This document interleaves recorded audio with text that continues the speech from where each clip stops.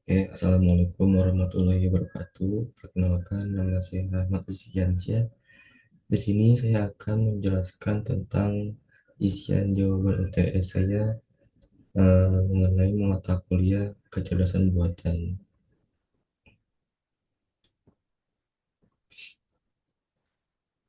Untuk pertama, jawaban nomor satu, eh, representasi metode pengetahuan untuk melakukan proses inferensi terhadap beberapa metode representasi di antaranya adalah rule-based dan semantic networks. Dan berikut saya akan menjelaskan dan eh, bagaimana cara untuk penerapannya serta kelebihan ataupun kekurangannya. Untuk representasi rule based, metode ini menggunakan serangkaian aturan if atau then untuk mempresentasikan pengetahuan. Setiap aturan berbentuk jika if kondisi, maka then adalah hasil yang memungkinkan setiap pakar untuk menarik kesimpulan berdasarkan kondisi tertentu. Kemudian contoh penerapan dalam sistem ini dapat digunakan if pasien memiliki demam dan batuk, dan pasien mungkin mengalami infeksi pernapasan.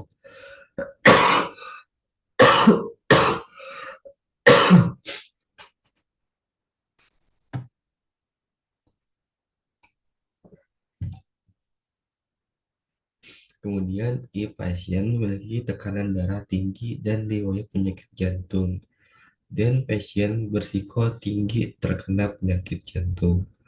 Kelebihan dari metode ini adalah sederhana karena aturan mudah dimengerti oleh manusia dan dapat dirancang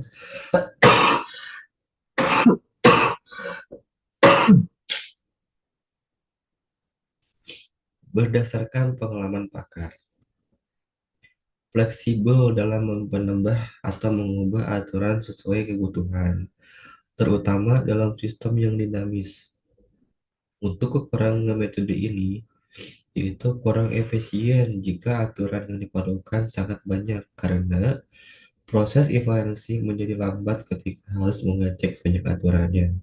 Kemudian juga rentan terhadap konflik jika terdapat aturan yang saling bertentangan atau bertumbuk, sehingga menyebabkan hasil inferensi menjadi ambigu. Kemudian yaitu metode semantic network. Metode ini cocok untuk menunjukkan hubungan antara objek dalam bentuk hierarki atau koneksi antar entitas. Contoh penerapannya seperti kucing adalah hewan. Kucing memiliki ciri berbulu dan kucing dapat mengeluh. Kelebihan metode ini mampu mewakili hubungan kompleks di antara beberapa konsep, sehingga memberikan pemahaman yang lebih mendalam tentang hubungan antara objek.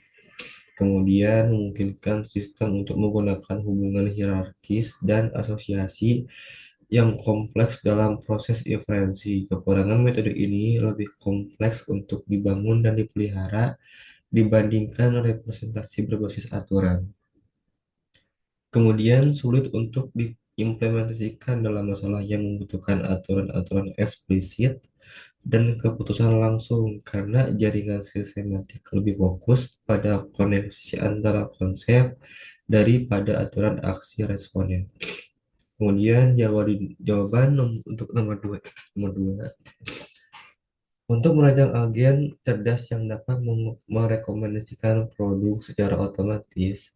Dalam sistem e-commerce, kita dapat menggunakan tipe agen cerdas rekomendasi berbasis konten ataupun kolaboratif. Berikut ini adalah perancangan agen termasuk metode pengumpulan informasi, teknik rekomendasi, serta evaluasi kekuatan ataupun kelemahannya. Tipe agen yang digunakan. Eh, Agen ini akan menjadi agen rekomendasi yang menggabungkan pendekatan berbasis konten, base, dan kolaboratif.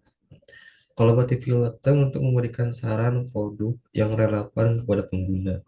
Dengan pendekatan ini, agen akan menganalisis preferensi pengguna baik dari segi produk yang pernah dibeli atau dilihat, serta kesamaan pola pembelian dengan pengguna lain.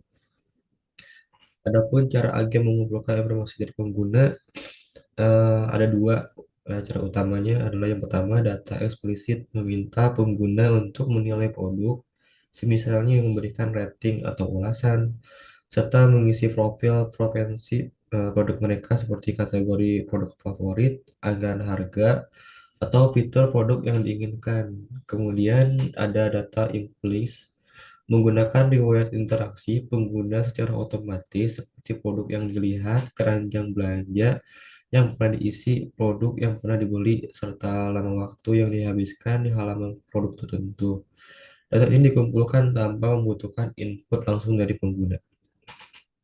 Kemudian teknik yang digunakan yang lebih akurat untuk meningkatkan akurasi rekomendasi, beberapa teknik berikut bisa diterapkan.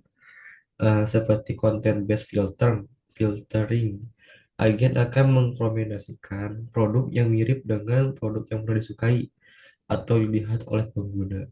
Misalnya, jika pengguna pernah membeli sepatu olahraga, bisa merekomendasikan sepatu serupa berdasarkan kategori harga ataupun fitur lain seperti ukuran ataupun merek.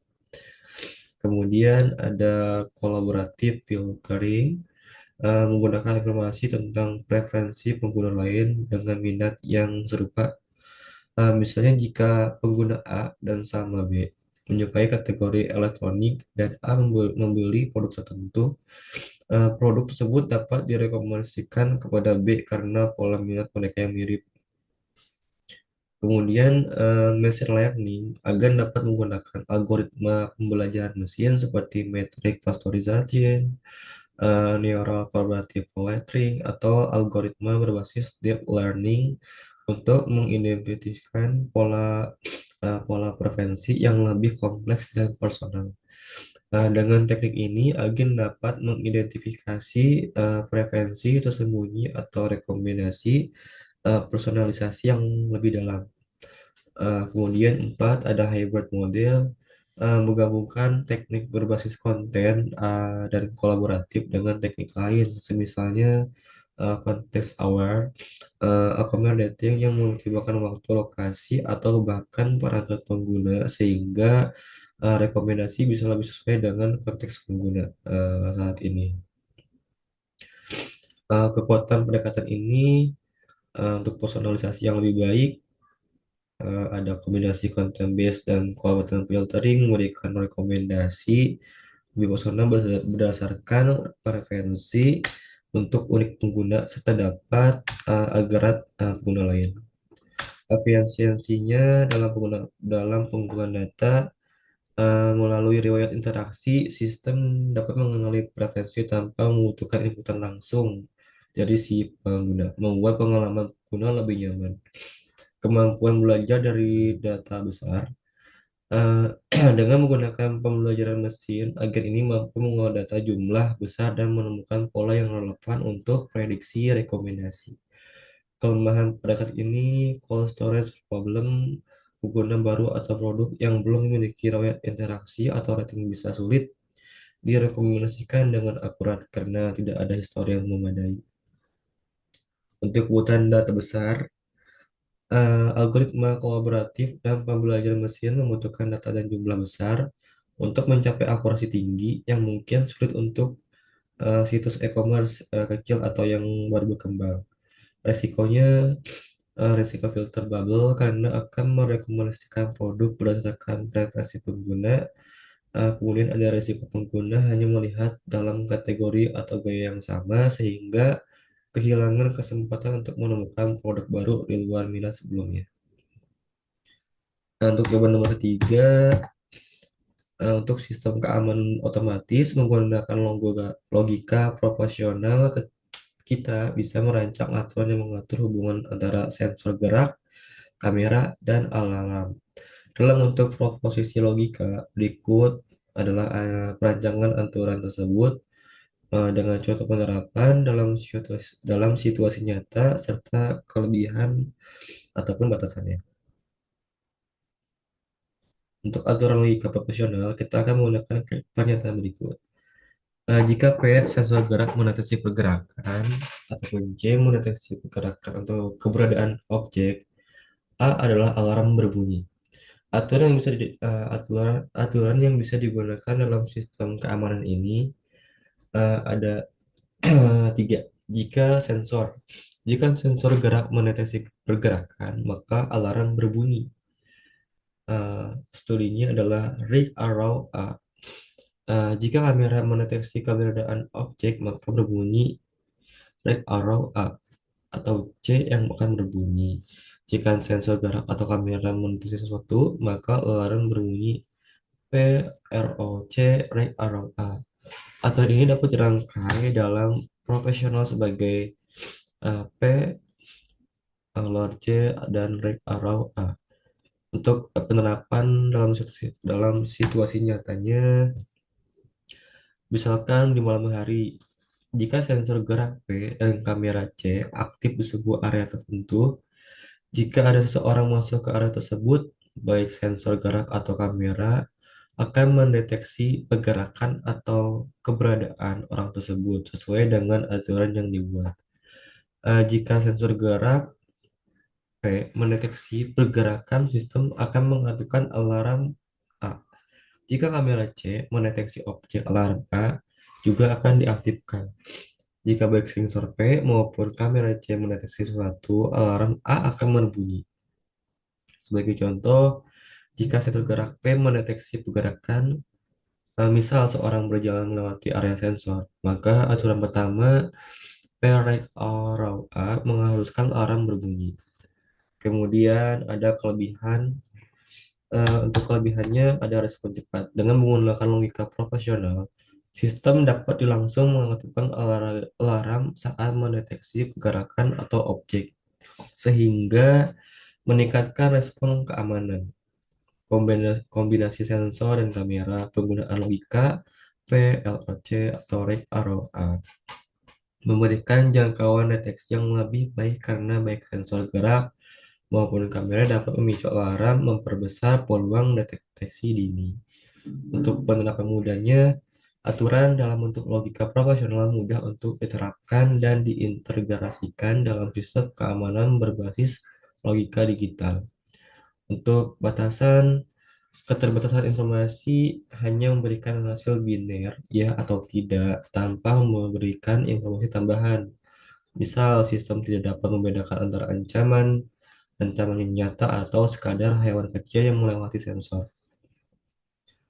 Kemudian ada alarm palsu. Sistem mungkin rentan terhadap alarm palsu, terutama jika sensor atau kamera mendeteksi objek berbahaya, misal hewan kecil atau pergerakan cabang pohon, yang dapat memicu alarm meskipun tidak ada ancaman nyata. Kekurangan konteks, logika profesional tidak dapat menangani kondisi kontekstual yang lebih kompleks seperti waktu malam atau siang hari, atau apakah objek terdeteksi berada di dalam atau di luar area terlarang. Kemudian, keempat, untuk merancang sistem pakar, membantu dokter umum dalam mendiagnosis penyakit berdasarkan gejala pasien. Sistem yang harus untuk meniru proses berpikir, komponen utama dari sistem pakar ini, cara kerja, serta evaluasi, kelebihan dan keterbatasannya dalam konteks pelayanan kesehatan.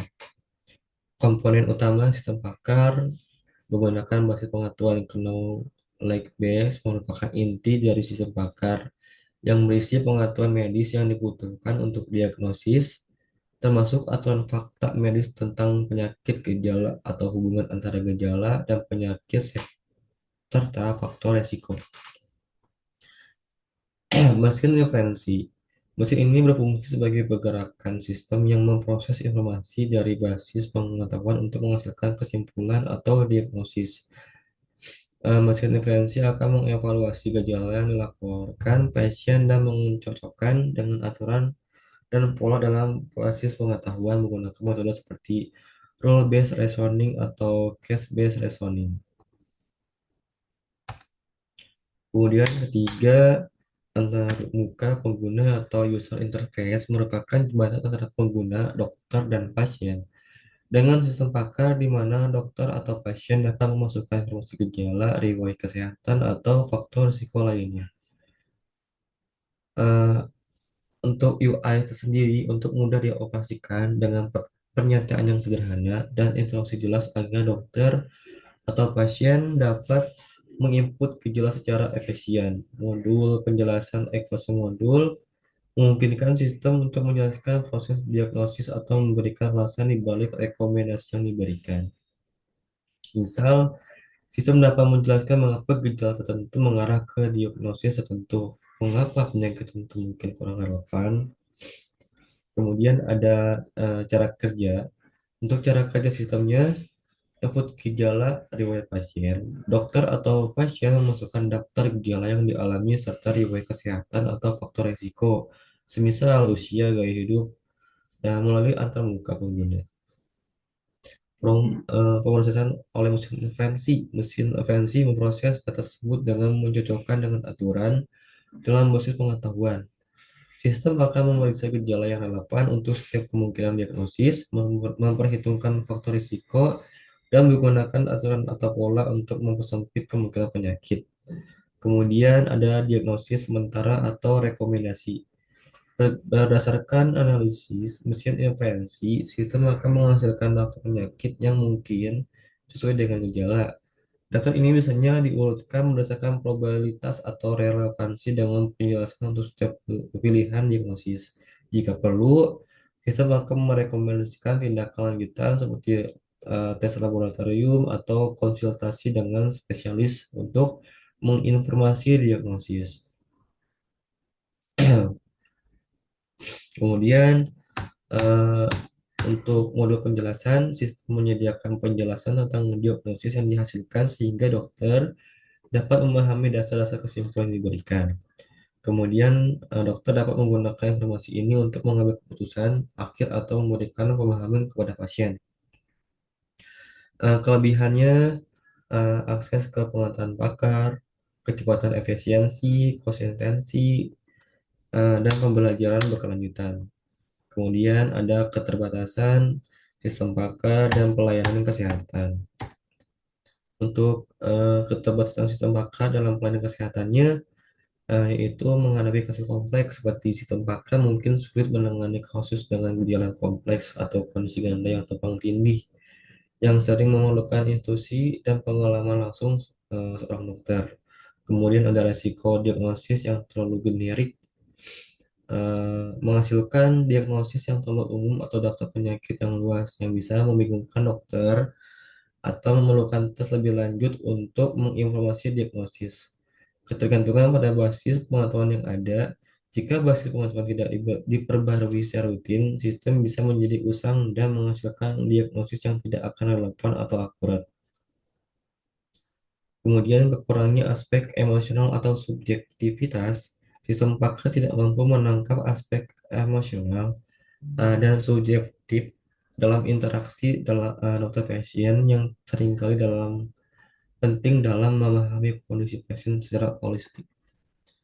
Untuk nomor 5, di sini saya menampilkan screenshot hasil perkodingan yang dimana hasil codingan ini akan mendefinisikan variabel dan membuat seperti IPK, penghasilan, dan kelayakan memiliki 3 kategori masing-masing seperti IPK rendah, IPK sedang, ataupun IPK tinggi. Kemudian kategorisasi ini menggunakan fungsi keanggotaan sehingga keanggotaan segitiga yang disebut triangular membership function. Untuk membuat aturan inferensi fuzi atau ini untuk membagi input dikombinasikan untuk menghasilkan keluaran keputusan. Fungsi hitung kelayakan mengambil IPK dan menghasilkan sebagai input menghitung kelayakan pengguna atau aturan fuzi, lalu menentukan kategori kelayakan berdasarkan skor keluaran nilai atau kelayakan. Kemudian ada output. Sistem menghasilkan skor kelayakan dalam rentang 0 sampai 100 dan menghasilkan menjadi tidak layak menerima beasiswa atau dipertimbangkan untuk beasiswa atau layak menerima beasiswa berdasarkan rentang nilai tersebut. Kemudian di sini ada cara penggunaan ubah nilai IPK dan penghasilan input dalam metode untuk menguji sistem dengan berbagai secondary input. Program akan mencetak hasil kelayakan skor dan kemudian tampil dengan kategori keputusan di situ akan menerima atau layak menerima atau tidak layak untuk diterima. Oke, sekian dari hasil presentasi saya. Kurang lebihnya mohon maaf. Assalamualaikum warahmatullahi wabarakatuh.